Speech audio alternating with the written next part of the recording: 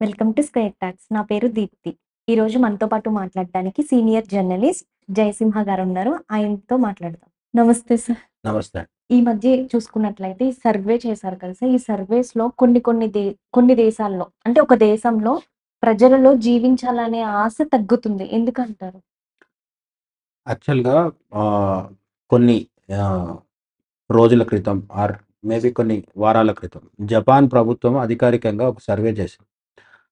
ఆ దేశంలో ప్రతి సంవత్సరం కూడా అటువంటి సర్వేలు చేస్తుంటారనమాట. ఆ సర్వేలో జపాన్ అనేది అభివృద్ధి చెందిన దేశం కాబట్టి అక్కడ ప్రజలకుండే సమస్యలు భారతదేశంలో గాని, లేదంటే పాకిస్తాన్, బంగ్లాదేశ్‌లో గాని కొన్ని దేశాల్లో ఉన్న వాళ్ళకి అవి కొంచెం విచిత్రంగా అనిపించొచ్చు గానీ, జపాన్, సౌత్ కొరియా లాంటి దేశాల్లో కూడా కొన్ని సమస్యలుంటాయి. అందులో ముఖ్యమైనదేంటంటే, యాంగ్షియస్‌నెస్ అంటే మానసిక ఒత్తిడి, ఆందోళన. ఏం జరుగుతదో, రేపు పరిస్థితి ఏంటో అనే టెన్షన్ ఎక్కువుంటది. అది మన ఇండియాలో కూడా చాలా వరకు పెరుగుతుంది. మన హైదరాబాద్‌తో సహా ఢిల్లీ, ముంబై, చెన్నై, బెంగుళూరు లాంటి సిటీలను తీసుకుంటే మెట్రోపాలిటన్ సిటీస్‌లో ఊర్లలో ఉండే ప్రజల కంటే సిటీలో ఉండే ప్రజల్లో మానసిక ఒత్తిడి ఎక్కువుంటది. ఎందుకంటే అభద్రత ఉంటది. ఈ సిటీ అనేది ఏముంటుంది? సిటీ అనేది ప్రధానంగా ఒక రేస్ లాగా ఉంటది. రోజు పొద్దున్న లేస్తే అంటే ఒక మనిషికి ఆహ్, సడెన్‌గా జరమొచ్చింది. ఓ 15 రోజులు మంచం మీద నుంచి లేవలేకపోయాడు. 15 రోజులు మంచం మీద నుంచి లేవలేకపోతే, ఆ టైంలో తను సంపాదించకపోతే, అది రికవర్ చేసుకోవడానికి మళ్ళీ 3, 4 మంత్స్ పడతది. అంత విపరీతంగా అంటే ఒక వెహికల్ నడవాలంటే దాంట్లో పెట్రోల్ ఉండాలి. పెట్రోల్ అయిపోయింది అనగానే వెహికల్ ఆగిపోతుంది గదా! అట్లా సిటీలో మనిషి జీవితం సాగాలి అంటే వాహనానికి ఇంధనం ఎట్లా అవసరమో మనిషికి ఇక్కడ ధనం అవసరం. డబ్బు లేకుంటే పూట, ఒక రోజు కూడా గడవని పరిస్థితి సిటీల్లో ఉంటది. అదే చిన్న చిన్న పల్లెటూర్లలో అయితే చుట్టుపక్కల తెలిసిన వాళ్ళు గావచ్చు, లేదంటే ఎవరిది వాళ్ళకి చిన్న చిన్న పొలాలు ఉండడం గావచ్చు, ఇవన్నీ ఉండడం వల్ల ఏంటంటే జీవించడం అనేది పెద్ద సమస్య కాదు చిన్న పల్లెటూర్లలో. అక్కడేం డబ్బులు అవసరం లేకుండా బతికేయొచ్చని నేను చెప్పట్లేదు. కానీ సిటీతో పోలిస్తే డబ్బులు చాలా తక్కువ అవసరం పడతాయి. కానీ ఇక్కడ నెల తిరిగేసరికి ప్రతివాడు ఒక రెంట్ కట్టాలి. ఆ రెంట్ కట్టడం కోసము ఫస్ట్ వీడి సగం జీతం ఖర్చయిపోతుంది. చిన్న చిన్న ఉద్యోగులకైతే వీడికి ఓ 30,000 సాలరీ వస్తే దాంట్లో 10,000, 12,000 కూడా సాలరీ రెంట్ కట్టేయాల్సొస్తుంటది. అంత విపరీతమైన ఒత్తిడి. లేదు ఇల్లు కొనుక్కున్న వాడికైతే ఈఎంఐ ఉంటది. ఈఎంఐ అంటే మామూలుగా ఏంటి ఈజీ మంత్లీ ఇన్‌స్టాల్‌మెంట్ కదా! Full form. నేనేం చెప్తానంటే ఎవ్రి మిడిల్ క్లాస్ ఇండియన్ అని చెప్తాను నేను. అంటే ప్రతి మిడిల్ క్లాస్ ఇండియన్‌కి ఈఎంఐ ఉంటది. ఆ ఈఎంఐ అంటే మనం బ్యాంకుకి కట్టేదో, ఫైనాన్స్ కంపెనీకి కట్టేదో కాదు. కొందరికి అట్లాంటివి లేకపోయినా సరే ప్రతీదీ ఉంటది. పాల bill, current bill, water bill ఇటు విధంగా పొద్దున్న లేస్తే రాత్రి పడుకునేదాకా టెలిఫోను, మొబైల్ రీచార్జ్ ప్రతిదీ డబ్బుతో కూడుకొనుంటది. ఇప్పుడు మన పరిస్థితి ఇట్లుంటే జపాన్, సౌత్ కొరియా లాంటి దేశాల్లో టోక్యో లాంటి మహానగరాల్లో ఒక విషయం ఏంటంటే ప్రపంచంలో రియల్ ఎస్టేట్ ప్రపంచం మొత్తంలోనే మనం అమెరికా, యూరోప్ అనుకుంటాం గదా! అక్కడికంటే గూడా భూమి ధర అత్యంత ఎక్కువ పలికేది టోక్యోలో. ఎందుకంటే టోక్యో అనేది ఒక చాలా చిన్న నగరం. కానీ బాగా అభివృద్ధి చెందింది. అంటే చిన్న నగరం అంటే ఆర్థికంగా గాదు. దాని విస్తీర్ణం. దాని ఏరియా చాలా చిన్నది. కానీ అక్కడ ఉండాలనుకునే వాళ్ళు ఎక్కువ మందుంటారు. దానివల్ల టోక్యోలో ఉండేంత రేటు భూమికి ఇంకెక్కడా ఉండదు. అటువంటి విపరీతమైన ఆర్థిక ఒత్తిడికి లోనవుతూ టోక్యో లాంటి నగరాల్లో ఉండేవాళ్ళు జపాన్‌లో తేలిందేంటంటే దాదాపు 79% మంది అంటే ప్రతి 100లో 78 మంది మానసిక ఒత్తిడికే లోనవుతున్నారనమాట. బతుకుతున్నారు. కానీ మనశ్శాంతి లేదు, ఆనందం లేదు, ఉత్సాహం లేదు. పొద్దున్న లేస్తే యాంత్రికంగా పొద్దున్న లేచి పరుగులు పెడుతున్నారు, ఆఫీస్‌కెళ్తున్నారు, మళ్ళీ ఇంటికొస్తున్నారు, తింటున్నారు, పడుకుంటున్నారు. అంతే తప్ప అంటే ఇక్కడ 2 ఉంటాయి. జీవిస్తున్నామా? జస్ట్ అట్లా బతికేస్తున్నామా? అనేది ఇంపార్టెంట్. జీవించడం అంటే మనకు ప్రతిరోజు పొద్దున్న లేస్తే, ఈరోజు మళ్ళీ లేచి బయటికెళ్ళి ప్రపంచంలో వెళ్ళి ఉద్యోగం చేసో, లేదంటే మనకు నచ్చిన ఇంకో పని చేసుకొనో ఇంటికొచ్చి రాత్రి తిని పడుకోవాలి అనే కోరిక. అట్లా కాకుండా బలవంతంగా ఓకే. మనదొక పెద్ద బాగా పచ్చటి గడ్డున్న దగ్గర ఒక గుర్రాన్ని వదిలేస్తే ఏం చేస్తది? అది పరిగెత్తుకుంటూ అది గడ్డి మేస్తూ తిరుగుతూ ఉంటది. దానికి యుద్ధంలో ఒక రథానికి కట్టేసిన గుర్రానికి తేడా ఏముంటది? అది బలవంతంగా లాగుతూ ఉంటది. లాగకపోతే కొడుతూ ఉంటాడు. ఈ నగరంలో ఉండేవాడు అట్లాంటి ఒక గుర్రము, గుర్రం గూడా గాదు. మహానగరాల్లో ఉండేటోళ్ళైతే గాడిదలు. అది పరిస్థితి. ఎందుకొచ్చింది ఈ గాడిద బతుకు అంటే సిటీకి దూరం, ఊరికి దూరం అయిపోతున్నా. ఊర్లో వాతావరణం ఎట్లుంటది? దూరంగా ఒక కొండ కనిపిస్తది. నీళ్లు పారుతున్న చప్పుడొస్తది. చల్లటి గాలొస్తది. ఎక్కడనో ఒక దూరం నుంచి ఒక ఆవు అరిచే శబ్దం వినిపిస్తది. చిన్నపిల్లలు తిరుగుతూ ఉంటారు. ఈ సిటీలో ఏముంటది? ఏముండదు. పొద్దున్న లేస్తే అంతా కృత్రిమమైందుంటది. పర్ఫ్యూమ్ వాసన. హ్మ్. నిజానికి ఊర్లల్లో వెళ్తే పెండ వాసనొస్తది. గేదెలు విసర్జించేది అవొస్తది గదా! ఆ వాసనతో పోలిస్తే ఈ పర్ఫ్యూమ్ వాసన ఏదో గొప్పది అని మిడిల్ క్లాస్ వాళ్ళు, పేదోళ్ళు మనలాంటి దేశాల్లో గుడిసెల్లలో ఉండేవాళ్ళు భ్రమిస్తుంటారు గానీ, తీరా ఇప్పుడు జపాన్ లాంటి వాటిలల్లో వాడికి పర్ఫ్యూమ్ వాసనుంది. వేసుకోవడానికి సూటు, బూటున్నాయి. ఆ! అన్ని రకాల సుఖాలున్నాయి. కార్‌లో ఎక్కుతాడు. ఇంటి నుంచి బయటకెళ్ళి కారెక్కుతాడు. మళ్ళీ ఆఫీస్‌లో కార్‌ని దిగేసి లోపలికెళ్ళిపోతారు. అన్నీ ఉన్నాయి. ఉన్నా సరే లేనిదేంటి అంటే మనశ్శాంతి. ఎక్కువ కృత్రిమంగా మారిపోతే అది సమస్యనమాట. మనిషి ప్రకృతిలో భాగం. ఒక కుక్క, ఒక పిల్లి, ఒక పాము, ఒక కోడి ఇవన్నీ ఎట్లా ప్రకృతిలో భాగమో మనిషి కూడా అట్లా ప్రకృతిలో భాగం. కానీ మనిషి ఏం చేసిండంటే ఒక సాలెపురుగు తన చుట్టూ ఒకటి నిర్మించుకుంటది గదా! సాలెగూడు నిర్మించుకుంటది. అందులో ఉన్నట్టుగా మనిషి కూడా తన చుట్టూ ఒక నగరాన్ని తయారు చేసుకున్నాడు. ఆ నగరం తర్వాత మహానగరం గూడా అయింది. ఇప్పుడు ఆ మహానగరంలో ఏమైంది అంటే కారుంది, కాలుష్యం ఉంది. ఇవేంటారు కరెన్సీ ఉంది.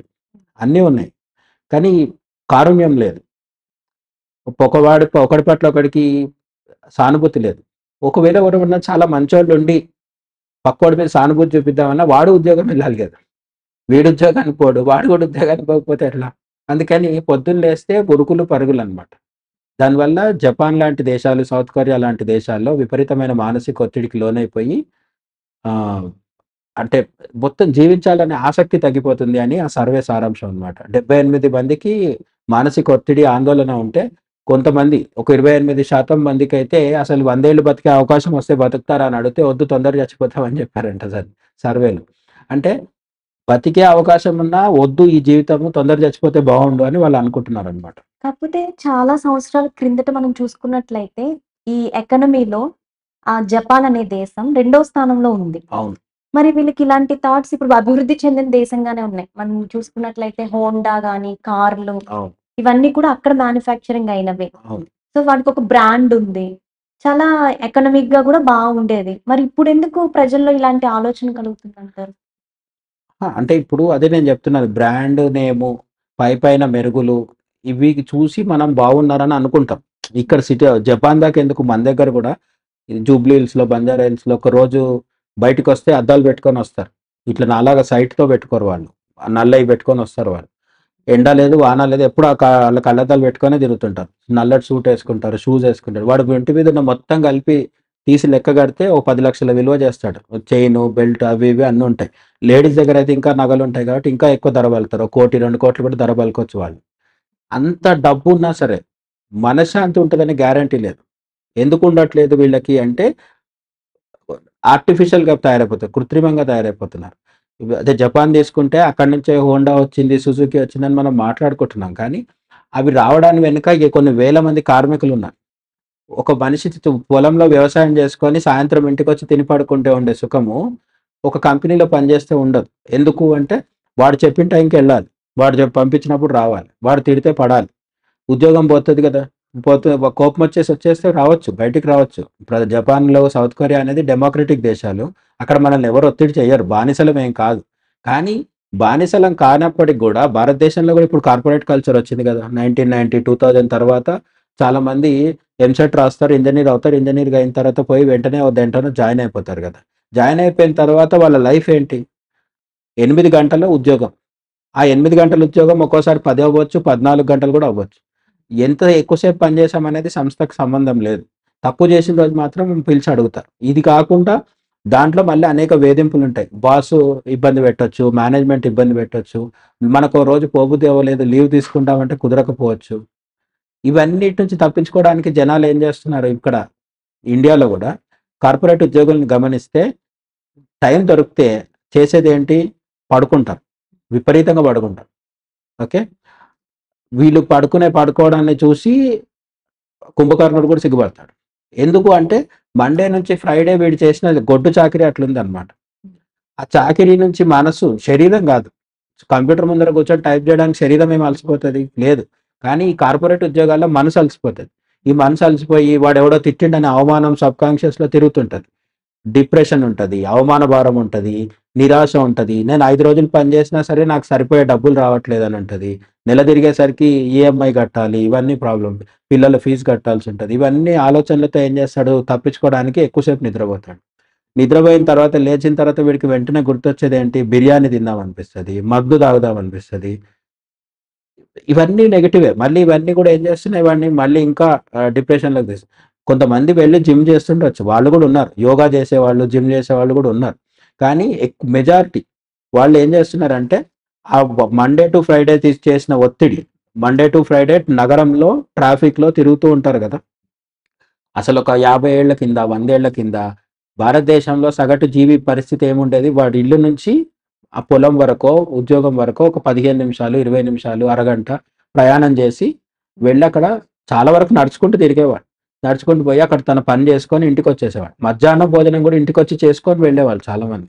మధ్యాహ్నం తిన్నాక ఒక గంట సేపో, అర్ధగంట సేపో కునుకు తీసేవాళ్ళు. ఇప్పుడు పరిస్థితి అట్లా లేదు. వీడు పొద్దున్న లేచి వెళ్ళి మండే రోజు వెళ్తే ఫ్రైడే దాకా వీడు కట్టు బానిస వాడికి. వీడిని ఎవ్వరు బానిసలాగా చూడరు. కానీ వీడికి శాలరీ కావాలి. శాలరీ వస్తే ఈఎంఐ కట్టాలి. ఇదొక పెద్ద విషవలయంలాగా తయారైంది. ఈ విషియస్ సర్కిల్‌లో పడిపోయి ఏం చేస్తాడు? మండే టు ఫ్రైడే దారుణమైన శ్రమకి గురయ్యి సాటర్డే, సండే వీకెండ్ ఏం చేస్తారు? నేనెప్పుడు చెప్తుంటా. వీకెండ్ అంటే ఏంటంటే మనం బాగా వీక్ అయిపోయి ఎండ్ అయిపోవడమే వీకెండ్ అనమాట. ఆ వారాంతంలో మనం ఏం చేస్తాం? బాగా వీక్ అయ్యి ఎండ్ అయిపోతాం. ఎండ్ అయిపోయిన తర్వాత ఏంటి? నెక్స్ట్ డే సండే రోజు ఏం చేస్తారు? మధ్యాహ్నం లేసి తింటాం. తిన్న తర్వాత సాయంత్రం మల్టీప్లెక్స్‌లో పోయి ఏదో ఒక మూవీ చూస్తారు. ఆ మూవీలో కూడా ఏముంటది? మళ్ళీ హింస, ప్రేమ, రొమాన్స్ ఇవే ఉంటాయి. దాంట్లో ఏం పెద్దగా మనశ్శాంతి కలిగించేవి ఏం పెద్దగా ఉండవు అక్కడ. అదంతా చూసొచ్చిన తర్వాత ఏం చేస్తారు? మందు అలవాటు ఉంటే తాగుతారు. ఈ మధ్య ఎవరికీ లేదు. అందరికీ ఉంది కాబట్టి తాగేస్తారు. లేదు అలవాటు లేని వాళ్ళు కూడా ఏం చేస్తారు? మళ్ళీ హెవీగా తింటారు. తినేసి పడుకుంటారు. మండే పొద్దున్న లేవగానే ఏం జరిగింది? లాస్ట్ మండే ఏం జరిగిందో అదే జరుగుతుంది. మండే అని మనం ఇంగ్లీష్‌లో అంటుకుంటాం కదా! యాక్చువల్ తెలుగులో కూడా కరెక్టే అది. మండే అంటే బాగా మండేదని అర్థం. పొద్దున్న లేస్తే మండుతా ఉంటది. ఎందుకు? ఎవరి మీద మండుతుంది అంటే అందరి మీద మండుతూ ఉంటది. బాస్ మీద మండుతది. మన మీద ఉండే టీమ్ లీడర్ మీద మండుతది. ఇప్పుడు ఇవన్నీ మనం ఇండియాలో కదా మాట్లాడుకుంది. సేమ్ జపాన్‌లో జరుగుతుందని నేను చెప్తున్నా. అక్కడ ఉన్నోళ్ళ పేర్లు మనకు నోటికి తిరగవు గానీ, ఇక్కడున్న శంకరు, ఎల్లయ్య, పుల్లయ్య లాగానే అక్కడెవడో ఉంటాడు. వాడు కింద ఉన్నోడిని హింసిస్తాడు. వాడు కింద ఉన్నోడిని హింసిస్తారు. ఇట్లా అంతా. వీళ్ళందరూ అయిపోయి జాబ్ నుంచి ఇంటికి రాగానే వీడేం చేస్తాడు? ఆఫీస్‌లో బాస్ తిట్టిండు కదా అని వీడు భార్యను తిడతాడు. భార్య ఇంట్లో పనామెని తిడతది. ఆ పనామె మానేస్తే మళ్ళీ ఈమెకే మళ్ళీ ప్రెషర్ పెరుగుతది. ఇది మళ్ళీ రివర్స్. భార్యకు కోపం వచ్చి భర్తను తిడతది. వీడెళ్ళి ఆఫీస్‌లో వాళ్ళ మీద ఎక్కడో అరుస్తాడు. జాబ్ పోతది. ఇదంతా అంటే దేనికి సేఫ్టీ లేదనమాట. హ్మ్. పాతకాలంలో ఒక టీచర్ ఉంటే ఓ 30 ఏళ్ళు, 40 ఏళ్ళు టీచర్‌గా పని చేసుకుంటూ హ్యాపీగా రిటైర్ అయిపోయేవాడు. రిటైర్మెంట్ అంటే తనకు ఏజ్ పెరిగేదాకా పిల్లలకు విద్య చెప్పేవాడు. వ్యవసాయదారుడు తన పొలంలో పని చేసుకునేవాడు. ఆ గ్రామీణ వ్యవస్థలో మనశ్శాంతి ఉండేది. డబ్బులు తక్కువుండేవి. ఒక మనిషి తన జీవితకాలం కదా! ఒక 1 ఇయర్‌లో 2, 3 జతల బట్టలు కొనుక్కుంటే గొప్ప విషయం. ఇప్పుడు కార్పొరేట్ ఉద్యోగాలొచ్చినాక గీకడానికి స్వైప్ చేయడానికి కార్డులుంటాయి గదా! అక్కడ వెళ్ళి ఒక్కసారి 12 జతలు, 10 జతలు కొనేసుకొనొస్తాం. వాడు ఆఫర్ కూడా ఇస్తాడు మనకి మళ్ళీ. ఇప్పుడు ఏమంటారు? మనకు ఇంతకుముందు జనవరిలో సంక్రాంతి నుంచి డిసెంబర్‌లో క్రిస్మస్ వరకు ఒక 10, 12 పెద్ద పండుగలుండేవి గదా! ఇప్పుడు ఈ పండుగలు గాకుండా అమెజాన్ ఫెస్టివల్, ఫ్లిప్‌కార్ట్ ఫెస్టివల్ ఇవి గూడా వచ్చినాయి. ఈ ఫెస్టివల్స్ ఇంకా పెద్దవయిపోయినాయి గదా! వాడు అమ్ముతున్నాడు కాబట్టి మనం కొనాలి. మనకు అవసరం ఉంటే కొనం మనం. వాడేదో ఆఫర్ ఇస్తాడు. ఫోన్‌లోనో, టీవీలోనో చూస్తాం మనం. చూసి వెంటనే పోయి కొనుక్కొనొచ్చేస్తాం వాడు. కొనుక్కొనొచ్చిన తర్వాత ఆ బట్టలు యేసుకుంటున్నాం. గ్రామం అంటే ఒక 50, 100 సంవత్సరాల కిందట సంవత్సరానికి 2 జతలు కొనుక్కున్నా గూడా వాడి మీద ఒత్తిడి ఉండేది కాదు. ఇప్పుడేంటి డ్రెస్ కొనుక్కుంటున్నాము. కానీ ఆ క్రెడిట్ కార్డ్ గీకినాం గదా! అది మళ్ళీ 40 రోజుల్లో కట్టాలి.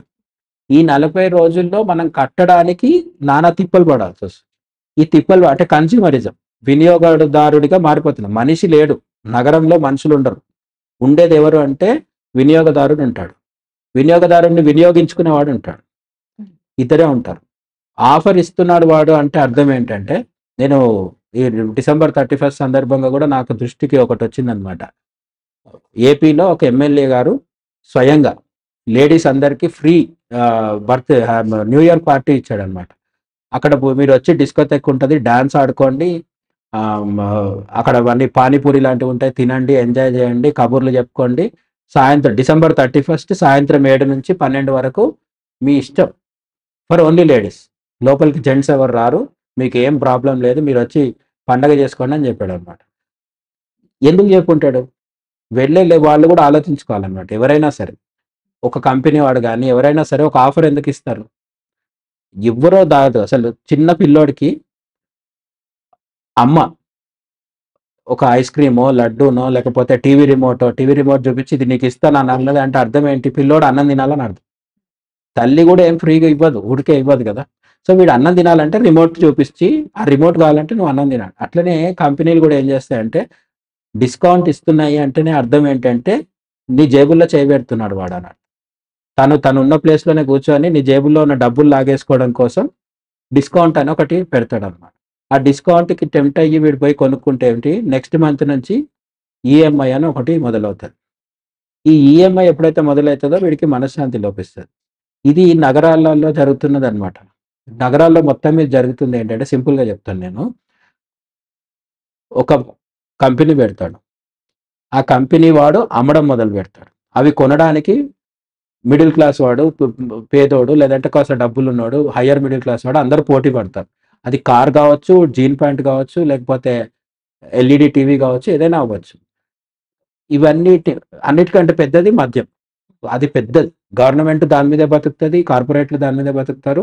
అందుకే కదా న్యూ ఇయర్ పార్టీ వస్తే ఎక్కువ డబ్బులు సంపాదించుకునేది ఎవరు అంటే బార్లు, వైన్ షాప్ వాడు, వీళ్ళందరికీ మందు సప్లై చేసిన అసలు కంపెనీ వాడు.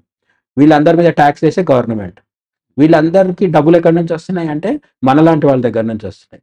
వాడు 30,000, 40,000, 50,000 సంపాదించుకునే వాళ్ళందరూ తెలివి తక్కువగా పోయి వాడికి డబ్బులు కట్టి వాడి దగ్గర నుంచి రోగం కొనుక్కొని మనశ్శాంతి వదిలిపెట్టుకొని ఈ ట్రాప్లో పడి బతికేస్తున్నారు వీళ్ళు. ఇది జరుగుతున్నంత కాలం సిటీలో ఉన్న వాళ్ళకి బతకాలనే ఆశ తగ్గిపోవడంలో ఆశ్చర్యం ఏముంది? సో అంటే ఒకటి, డబ్బులు మనకు సరిపడా రావు. వచ్చిన డబ్బుల్ని మనం తెలివిగా ఖర్చు పెట్టట్లేదు. మన కోరికలేమో పెరిగిపోతున్నాయి, ఎక్కువ కోరికలు ఉన్నాయి. కొన్ని రోజులుగా అంటే సిటీ లైఫ్ వచ్చేసి బాగా ఆన్లైన్ షాపింగ్స్ ఇవన్నీ వచ్చిన తర్వాత ప్రతి ఒక్కరి బీరువాలో బోలెడన్ని డ్రెస్సులు ఉంటాయి, పర్టికులర్లీ చీరలు ఉంటాయి. కానీ పార్టీకి వెళ్ళాలనుకున్న రోజు ఒకటి కూడా నచ్చదు. కొంతమంది అయితే పార్టీ ఉన్న రోజు కొనేస్తున్నారు కూడా, కొత్తది మళ్ళీ కొనేస్తారు వీళ్ళు. ఈ కొత్తది ఆ ఒక్క రోజుకే సరిపోతుంది, మళ్ళీ నెక్స్ట్ డే అది తీసి లోపల పెట్టిన తర్వాత అది మళ్ళీ వాడబుద్ధి అవ్వట్లేదు. దీనివల్ల ఏమవుతుంది అంటే ఒక కోరిక తీరినప్పుడు సాటిస్ఫాక్షన్ కూడా రావట్లేదు.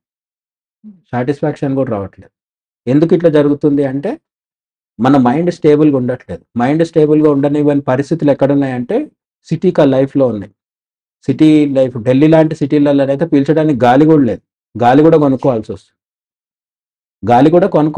మన ఢిల్లీలో కొన్ని సెంటర్స్ ఉంటాయి, అక్కడ స్వచ్ఛమైన గాలి అమ్ముతారు. వీడు అక్కడ వెళ్ళి అది పెట్టుకొని కూర్చోవాలన్నమాట. ఇప్పుడు గాలి కూడా లేని ప్లేస్లో ఎందుకు బతుకుతున్నావు నువ్వు అంటే రేస్. నేను తిరిగి ఇంటికి వెళ్ళిపోతే అక్కడ ఈ ఉద్యోగం ఉండదు అంట. ఆ ఉద్యోగం లేదు కాబట్టి ఇక్కడే ఉండాలి. ఇక్కడ ఉంటే ఏమవుతుంది, పొద్దున్న లేస్తే టూత్పేస్ట్ నుంచి రాత్రి పడుకునేటప్పుడు ఏమంటారు, రాత్రి తినే డిన్నర్ వరకు ప్రతిదీ డబ్బులతో కూడుకొని ఉంటుంది. డబ్బులు లేకపోతే ఒక క్షణం కూడా గడవదు. మనీ, మార్కెట్, ఈ రెండే మనల్ని శాసిస్తాయి సిటీలో. మరి ఇలా ఆలోచిస్తున్న జనాభాకి మీరు ఏం చెప్పాలనుకుంటున్నారు? 2-3 ఆప్షన్స్ ఉంటాయి. ఫస్ట్ ఆఫ్ ఆల్ అన్నిటికంటే మంచిది ఏంటంటే, ఇప్పుడు మనం కాదు, అమెరికాలో హెన్రీ డేవిడ్ టోరే అని ఒక ఆయన ఉండేవాడు. అమెరికాలో ఇప్పుడు కాదు, మనకి ఇప్పుడు వస్తున్న సమస్యలు జపాన్, సౌత్ కొరియాకి, ఇండియాకి ఇప్పుడు వస్తున్న సమస్యలు అమెరికాకు ఒకప్పుడే వచ్చినాయి. 100 years, 150 years బ్యాక్ కూడా వీళ్ళకు ఉండేది. ఎందుకంటే అక్కడ అప్పటికే పెద్ద పెద్ద నగరాలు వచ్చేసి, ఆ నగరాల్లో నేను చెప్పినట్టు మనుషులు బానిసల్లా మారిపోయి పనిచేయడం అనేది అప్పుడే మొదలైంది. వాళ్ళు ఇప్పుడు అక్కడ నుంచి కొంచెం దూరం వచ్చి దానికి అలవాటు పడ్డాన్ని నేర్చుకున్నారు. అయితే అప్పట్లో ఆయన ఒక కథను ఉండేవాడు, హెన్రీ డేవిడ్ టోరే అని చెప్పి. ఆయన ఏం చెప్తాడంటే, ఆయన పర్టికులర్గా ఫాలో అయ్యేవాడు, చెప్పడం కూడా కాదు, తను ఫాలో అయ్యేవాడు. మండే టు ఫ్రైడే అక్కడ అందరూ పని చేసేవాళ్ళు అమెరికాలో. సాటర్డే సండే వీకెండ్గా ఎంజాయ్ చేస్తారు వాళ్ళు. ఈయన మండే టు ఫ్రైడే అడవిలో ఉండేవాడు. సిటీకి దగ్గరలో ఉండే ఒక చిన్న అడవికి పోయి ఒక చెక్కలతో ఇల్లు కట్టుకొని చుట్టూ బుక్కులు పెట్టుకొని బుక్కులు చదువుకుంటూ దొరికిన దాంతో అంటే తనకున్న దాంతో వండుకొని తిని అక్కడే ఉండేవాడు. ఫ్రైడే రోజు ఊర్లో అడవిలోంచి సిటీలోకి వచ్చి సాటర్డే సండే జాబ్ చేసేవాడు. ఏ జాబ్ మళ్ళీ దీనికి ఇగో ఏముండదు. ఆయన చాలా పెద్ద వరల్డ్ ఫేమస్ రైటర్. ఆయన రాసిన బుక్కులు ఇప్పటికీ చాలా మందిని ప్రభావితం చేస్తుంటాయి. అయినా సరే ఏ ఇగో ఉండేది కాదు. బస్తాలు మోసేవాడు. ఎవరన్నా డ్రైవింగ్ చేయమంటే వెహికల్ డ్రైవ్ చేసేవాడు. అంటే చిన్న చిన్న ఉద్యోగాలు అనమాట. ఏ ఉద్యోగం ఉంటే అది చేసేవాడు. అహంకారానికి పోకుండా, ఈగోకి పోకుండా చిన్న చిన్న ఉద్యోగాలు చేసి డబ్బులు సంపాదించుకునేవాడు. సాటర్డే సండే సంపాదించుకొని మళ్ళీ మండే రోజు ఈ జనాలు అందరూ వచ్చి మళ్ళీ వీళ్ళ సర్కస్ మొదలుపెట్టే లోపు ఆయన మళ్ళీ వెళ్ళిపోయేవాడు లోపలికి.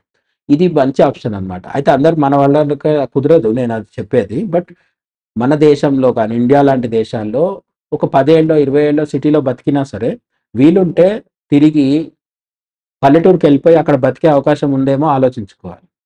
అక్కడ వెళ్ళి సెటిల్ అవ్వగలిగితే అన్నిటికంటే బెటర్. మానసిక ఒత్తిడి తక్కువ ఉంటుంది. ఆర్థికంగా మనకు సిటీలో ఉన్నంత ప్రెషర్ ఉండదు.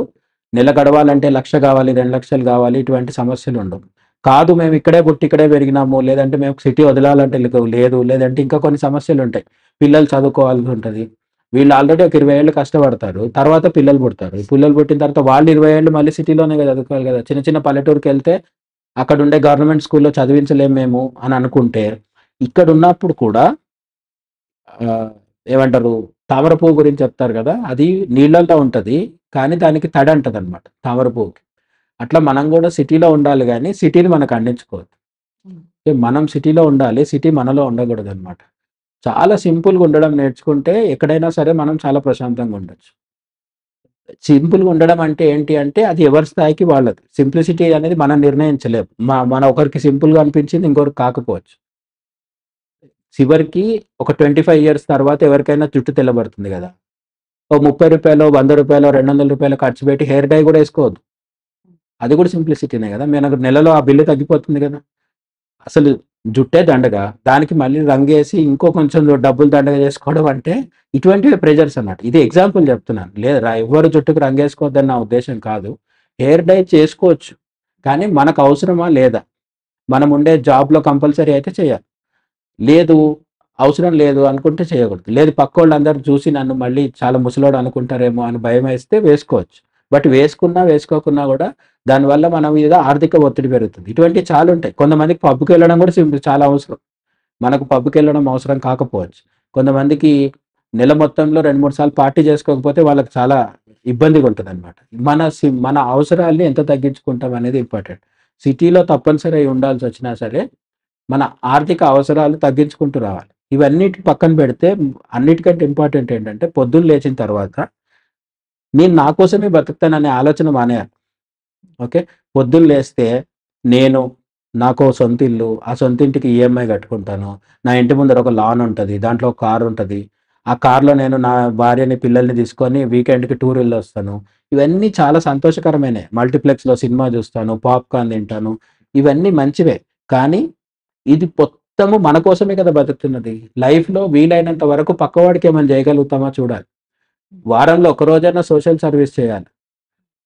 ఏ గుడిలో వెళ్ళి సోషల్ సర్వీస్ చేస్తారా, లేకపోతే ఏదైనా ఎన్జిఓ పెట్టుకొని, దేవుడు నమ్మని వాళ్ళు ఉంటారు కదా, దేవుడు నమ్మని వాళ్ళైనా పక్కోడికి హెల్ప్ చేయడానికి ఏదో ఒకటి చేయొచ్చు కదా. మీరు ఒక సంస్థలో భాగస్వాములు అవ్వచ్చు. అసలు ఏం అక్కర్లేదు. మీ చేతిలో ఉన్న డబ్బులతో 4 ఆహార పదార్థాలు ఏమన్నా కొని వారం మొత్తంలో 10 మందికి ఎవరికైనా ఇచ్చొస్తే చాలా రిలీఫ్ వస్తుంది. సోషల్ సర్వీస్, పక్కవాడు మన వల్ల సంతోషిస్తున్నాడు అనే ఫీలింగ్ రావాలి. ఆ పక్కవాడు ఎవరు అంటే మన ఇంట్లో వాళ్ళు. ఓకే, మన ఇంట్లో వాళ్ళ గురించి తప్పదు, ఎట్లాగో చేస్తాం. కానీ మనిషి ఎట్లా తయారవుతున్నాడంటే నేను నా ఫ్యామిలీ అంతే, ఇంకా పక్కవాడితో నాకు పని లేదు అన్నట్టుగా తయారవుతున్నాడు. అట్లా కాకుండా ఎవడైనా పిలిస్తే బ్లడ్ డొనేట్ చేసి రావడం, ఇట్లాంటి చిన్న చిన్న పనులు కూడా చేస్తుంటే మనకు లైఫ్‌కు కొంచెం మీనింగ్ అనిపిస్తది. ఇంకా పెద్ద యాంబిషన్ పెట్టుకుంటానంటే సంతోషం. కొంతమంది వాళ్ళు కూడా ఉంటారు. మొన్నటిదాకా రతన్ టాటా ఉండేవాడు కదా, ఆయనకు భార్య పిల్లలు ఎవరు లేరు. కానీ 80 ఏళ్ల వయసులో కూడా పొద్దున్న లేచి ఆఫీస్‌కి వెళ్ళొచ్చేవాడు. ఎందుకు అంటే ఒకటి ఆయనకు బిజినెస్ మీద ఉన్న ఆసక్తి. అది ప్రొఫెషనల్. కానీ దాంతో పాటు కొన్ని వేల మందికి నేను ఉపాధి కల్పిస్తున్నాను అనేది ఆయనకు సాటిస్ఫాక్షన్ ఇచ్చింది. నరేంద్ర మోడీ 70 ఏళ్ల వయసులో దేశాన్ని పరిపాలిస్తున్నారు కదా. ఆయన గత 25 సంవత్సరాలకు ఒక్కరోజు కూడా లీవ్ తీసుకోలేదు. సండే లేదు, సాటర్డే లేదు. ఇదంతా ఎందుకు చేస్తున్నారు శ్రమ అంటే ఆయనకు ఆ పనిలో ఆనందం దొరుకుతుంది. So 2 options. ఒకటి మనం పనిలో ఆనందం వెతుక్కోవాలి. లేదంటే మనకు ఆనందం దొరికే పని చేయాలి. ఆనందం దొరికే పనిలో డబ్బులు తక్కువొచ్చినా సరే కొన్నిసార్లు చేయాల్సొస్తుంది. సో మీకేదో ఒక ఒక ఫీల్డ్ పట్ల ఆసక్తి ఉంది. ఆ ఫీల్డ్‌లో ఆసక్తి ఫీల్డ్‌లో ఉంది కానీ, మీరు చేసే జాబ్‌లో జీతం ఎక్కువొస్తుంది. ఓకే. ఒకడికి క్రికెట్ ఆడాలని ఉంది.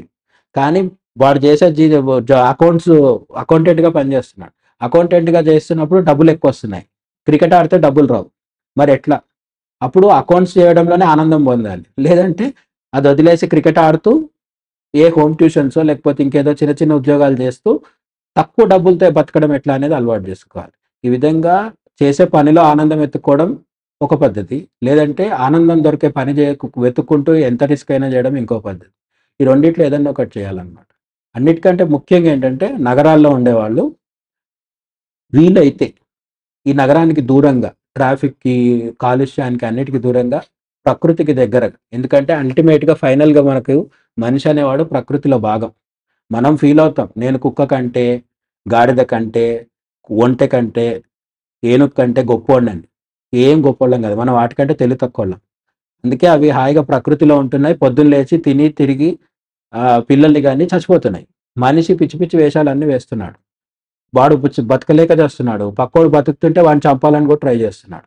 ఈ ఉన్మాద స్థితిలోంచి బయటకి రావాలంటే ప్రశాంతమైన వాతావరణం ఎక్కడుంటదో అక్కడికి వెళ్లి పర్మనెంట్‌గా సెటిల్ అయ్యే పరిస్థితి ప్రయత్నం చేయాలి. లేకపోతే సంవత్సరంలో నెలో, 2 నెలలు అయినా సరే ఒక చిన్న పల్లెటూరికెళ్ళి ఉండి రాగలిగితే బావుంటుంది. ఇప్పుడు మనం జపాన్ దేశంలో చూసుకుంటే గనక సార్, ఆ జనాభా సాంద్రత చాలా ఎక్కువగా ఉంది. సో, పిల్లల్ని కనడం లేదు. ఇప్పుడు వాటి వల్ల కూడా వీళ్ళకి ఇలాంటి ఆలోచనలొస్తున్నాయా? అంటే జీవించాలి అనే ఆలోచన లేకపోవడం. ఇప్పుడు జనాల సాంద్రత ఎక్కువ ఎందుకుంటది? ఎక్కడ ఉంటది అంటే మళ్ళీ నగరాల్లోనే ఉంటది. మన టాపిక్ అక్కడికే వస్తది. చిన్న చిన్న ఊర్లకెళ్తే ఒకడి పక్కన ఒకడు ఎందుకుంటాడు? హ్యాపీగా ఒక దూరంగా ఉంటారు కదా! అదే పట్టణాలకొస్తే కొంచెం జనసాంద్రత పెరుగుతది. నగరాల్లో ఇంకా పెరుగుతది. మహానగరాల్లో ఇంకా పెరుగుతది. మన ముంబై లోకల్ ట్రైన్స్‌లో జనము తోసుకుంటూ పోతారు. అక్కడ గురించి ఏం చెప్తారంటే ముంబై లోకల్ ట్రైన్‌లో మనం ఎక్కే పనుండదు. నిలబడితే అందరూ కలిసి తోస్తారు లోపలికి. హ్మ్. మళ్ళీ దిగేటప్పుడు మనం వచ్చేసి ద్వారం దగ్గర నిలబడితే వాడే దించేసి ఎళ్ళిపోతాడు. ఎందుకంటే మనం అడ్డుంటే వాళ్ళు దిగలేరు కాబట్టి మనల్ని వాళ్ళే లాగేస్తారనమాట. అటువంటి స్థితి ఇప్పుడు ఇంకా హైదరాబాద్‌లో రాలేదు. కానీ హైదరాబాద్ కూడా 10 ఏళ్ల కిందకి ఇప్పటికి చాలా మారిపోయింది గదా! అంటే ఒకే దగ్గర ఎక్కువ మంది జనం వచ్చి ఉంటున్నప్పుడు ఏమవుతదంటే అన్నీ కరువైపోతాయి. గాలి, భూమి, రియల్ ఎస్టేట్ బూమ్ అని చెప్తుంటారు గదా! ఎందుకు పెరుగుతుంది? భూమి ధర ఎందుకు పెరుగుతది? భూమిలో మార్పు ఏమన్నా వచ్చిందా? అదే భూమి గదా! రేట్ ఎందుకు పెరుగుతుంది? అంటే ఆ భూమి కావాలనుకునే మనుషులు పెరుగుతున్నారు. ఆ విధంగా గాలి, భూమి, నీరు వీటన్నిటి ధరలు పెరిగిపోయినప్పుడు అల్టిమేట్‌గా ఏమవుతదంటే పిల్లల్ని కని పెంచడం గూడా కష్టమైపోతది. మనకిప్పుడు భారతదేశంలోని సిటీలు తీసుకుంటే ఇక్కడ కష్టంగా ఉంది పరిస్థితి. ఓ ఎల్‌కేజీకి గూడా ఇయాల రూ. 1,00,000 ఫీజు కట్టే పరిస్థితొచ్చింది. జపాన్, సౌత్ కొరియా లాంటి దేశాల్లో అక్కడుండే టోక్యో లాంటి మహానగరాల్లో కష్టంగా లేదు పరిస్థితి. అసాధ్యంగా మారిపోయిందనమాట. అంటే వాళ్ళకసలు ఒక పిల్లోడిని కంటే వెంటనే మొదలయ్యే ప్రాబ్లమ్ ఏంటి? ఆ తల్లికి కొన్ని సంవత్సరాల పాటు వాడితో ఆ పిల్లలతో ఉండి చూసుకోవాలి. చూసుకుంటే ఆమె జాబ్ చేయలేదు. జాబ్ చేయలేకపోతే వాళ్ళ జీవితం గడవదు. మనం ఇంతకు ముందు చెప్పుకున్నట్టుగా హౌస్ రెంటు, కార్ పెట్రోల్ ఇవన్నీ ఉంటాయి గదా! ఇవన్నిటికి డిస్టర్బెన్స్. పిల్లలు చివరికి పరిస్థితి ఏంటంటే పెళ్లి చేసుకున్న తర్వాత పిల్లల్ని కంటే ఆ పిల్లల్ని పెంచడం అనే కార్యక్రమం అంటే ఆ పిల్లల్ని పెంచడం అనే బాధ్యత ఏదైతే ఉంటుందో దానివల్ల వీళ్ళ జీవితం ఆగిపోయే పరిస్థితొస్తుంది. ఇక్కడ సిటీలలో. అందువల్ల జపాన్ లాంటి దేశాల్లో పిల్లల్ని కనడానికి ఇష్టపడట్లేదు. అదొక పెద్ద సమస్య అయిపోయింది వాళ్ళకి. సౌత్ కొరియా ప్రభుత్వం అయితే ఇప్పుడు మీకు ఏమంటారు పిల్లల్ని కంటే ఏమంటారు పేరెంట్‌షిప్ ఉంటుంది గదా! పెంపకం కోసం ఉంటుంది గదా! దానికోసం ప్రత్యేక లీవ్‌లిస్తున్నారు. మ్యాటర్నిటీ లీవ్‌లని తల్లికిస్తారు. తల్లికి గాదు తండ్రికి గూడా లీవ్‌లిస్తున్నారు. పిల్లలతో గడపడానికి. పెయిడ్. డబ్బులు ప్రభుత్వం ఇస్తుంది. ఇన్ని చెప్పి ఎంకరేజ్ చేయాల్సొస్తుంది. మీరు పిల్లల్ని కనండి అని జెప్పేసి. చైనా గూడా అదే పరిస్థితి ఉంది. చైనాలో గూడా సిటీలు పెరిగిపోయినాయి. బాగా సిటీ కల్చర్ వచ్చేసింది. సిటీ వచ్చిన తర్వాత ఏమైంది? నేను పుట్టి, పెరిగి, నేను బతికి, నేను తిని, నేను చచ్చిపోవడమే గొప్ప కష్టంగా ఉన్నప్పుడు నాకింకా ఇద్దరు పిల్లలుంటే వాళ్ళని ఎవరు చూస్తారు? అందుకని పిల్లల్ని కనడానికి ఇష్టపడట్లేదు. ప్రభుత్వాలు చెప్పి మేము డబ్బులిస్తాం కనండి అన్నా సరే ఇష్టపడట్లేదు. ఎందుకు అంటే ఈ సిటీ ద్వారా వచ్చిన ఒత్తిడనమాట. ఇప్పుడు ఒకరో ఇద్దరో పిల్లలు పుడితే ఇల్లు పెద్దది కావాలి కదా! ఆ పెద్దిల్లు అనేది చాలా పెద్ద సమస్య సిటీలో. ఒక మామూలుగున్న ఇంటి నుంచి పెద్దింటికి మారాలి అంటే అయితే వీడు కొనుక్కోవాలి. లేదంటే రెంట్ పే చేయాల్సుంటది. ఇవన్నీ డబ్బులతో కూడుకున్న విషయాలు. మళ్ళీ తిరిగి తిరిగి ఎక్కడికొస్తుంది? సిటీలో రెండే ఉంటాయి. నేను ఫస్ట్‌లో చెప్పినట్టు. ధనము, ఇంధనం. ఈ రెండే ఉంటాయి. అయితే ధనం సంపాదించాలి. ఆ తెచ్చిన దాన్ని పెట్రోల్‌లాగా, డీజిల్‌లాగా వాడి తిరుగుతూ ఉండాలి. ఇది తిరుగుతున్న క్రమంలో డబ్బులయిపోతాయి. చూస్తుంటే నెల రోజులయిపోతది. మనిషి జీవితము సిటీలో ఓన్లీ 29 రోజులే ఉంటది. 29 రోజులు కాగానే 30వ రోజు సాలరీ వస్తుంది. ఆ ఒక్క రోజు మనకు ఏదో రిలీఫ్ లాంటిది ఒక భ్రమ కలుగుతది. మళ్ళీ నెక్స్ట్ సాలరీ వచ్చిన నెక్స్ట్ డే నుంచి మళ్ళీ ఒక 29 రోజుల చాకిరీ, బానిసత్వం మొదలవుతది. ఇదే పిల్లల విషయంలో కూడా ప్రాబ్లమ్ వస్తుందన్నమాట. కొన్ని దేశాలలో అయితే సిటీ కల్చర్ ప్రభావం పడేసి అసలు వాళ్ళ నెక్స్ట్ తరంలో ఆ దేశాలలో జనాభా ఉండని పరిస్థితి వస్తుంది. అంటే ఇప్పుడు ఉన్నవాళ్ళు తాము ఎట్లో బతికి చచ్చిపోదాం అనుకుంటున్నారు. తర్వాత తరంలో మళ్ళీ అక్కడ జనం ఉంటారా? మనుషులు ఉంటారా? అంటే ఉండరు అనే పరిస్థితి. సింగపూర్ పరిస్థితి కూడా అదే ఉంది.